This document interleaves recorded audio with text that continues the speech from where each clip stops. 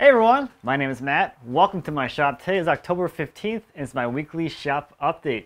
So first off, I want to say a big thank you to everyone who left all those congratulatory comments on the box video last week. Both Lindsay and I really appreciate those.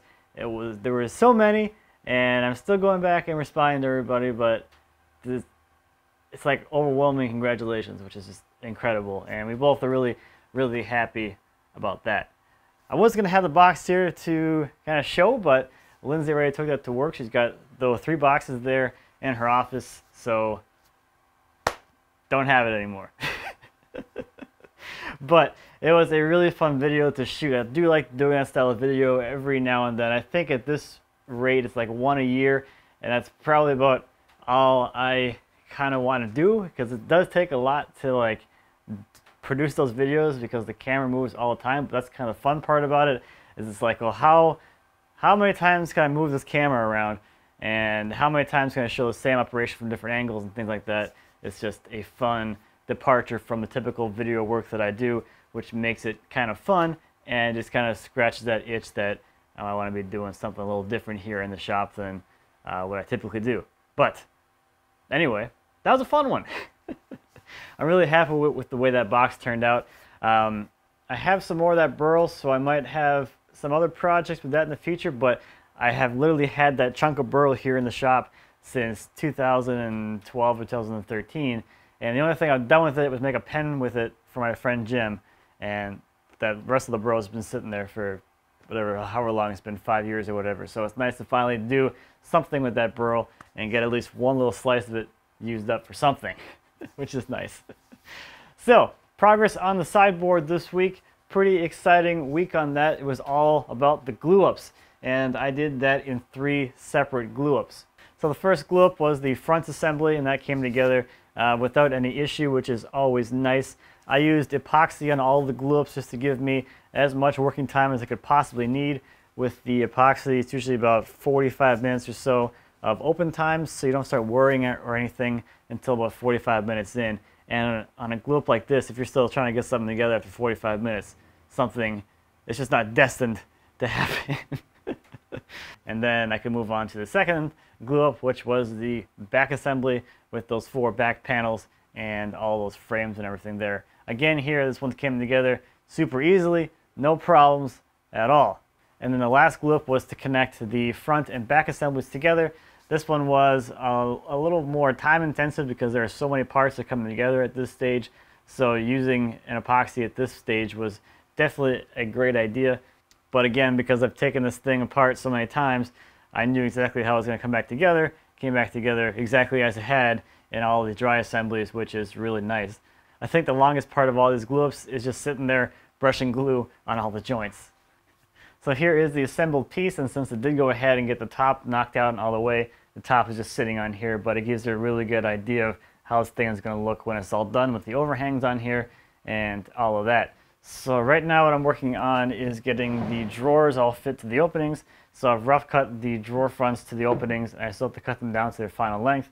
But pretty excited about these drawer fronts. It's going to be kind of interesting with this grain I've chosen, because it kind of comes straight across through here, dips down, and comes back up, and you have this alternating bit here of the sapwood where it is on top over here, and then down here it flips around, which would be pretty cool. The other really nice thing about all this pre-finishing is that, like, when you put it all together, the whole thing is done and out of the way, so I never have to worry about anything on the case ever again. The case, as far as I know right now, is totally done, and I can just focus on the doors and the drawers. The other really nice thing about having the whole case assembled, not necessarily pre-finished, is that now I know that the openings are at their final fixed geometry. They're not going to change. What could possibly happen is if you were to have the case like dry fit and you go and do all your doors and your drawers, and then you glue up your case, if your clamps are a little off, you might be tweaking the case a little bit, you could change the geometry of the opening. And then if you had a nice gap around your drawers or your doors, that gap is going to be different. It's going to change. Maybe the drawers don't operate as smoothly anymore because the geometry has changed in that opening. It's especially true on something like this where you have 2 doors. If the case kind of racks, the doors won't line up on top anymore and it'll look kind of goofy. So taking care of getting the case done before doing all of these things that rely on the case's geometry is definitely a good way to go. So this week I'm been taking care of the drawers. Maybe I'll start on the doors as well.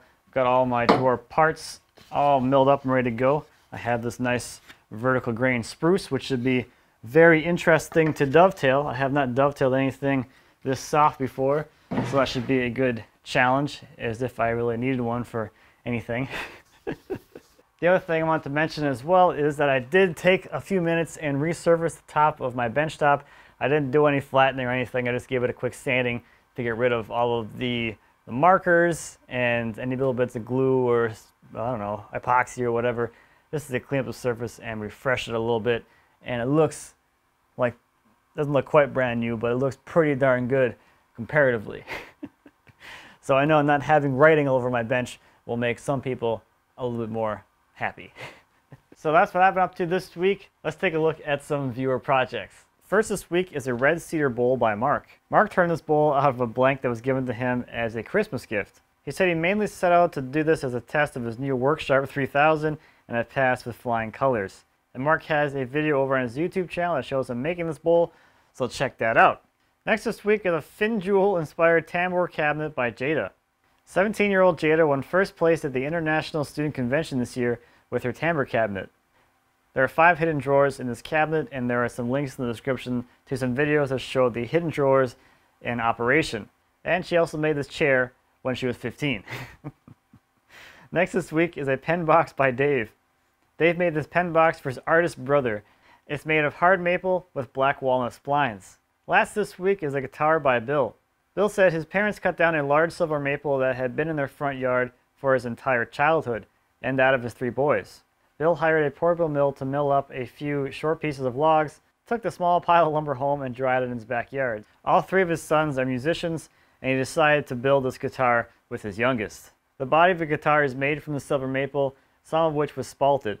They used a laser cutter to engrave the image taken from an old photograph of the tree as a sapling on the back of the body, and cut the control and truss covers as well as the pick guard from rosewood. It has a rub finish with equal parts boiled linseed oil, glossy spar varnish, and paint thinner. So I'll be chugging along on the sideboard project. I want to get that thing finished up so I can get that guild project behind me. I think I have about 5 more videos to produce on that thing, and then I can get to some other projects that I've been kind of looking forward to starting. So that's about it. Wow, that's about it for me this week.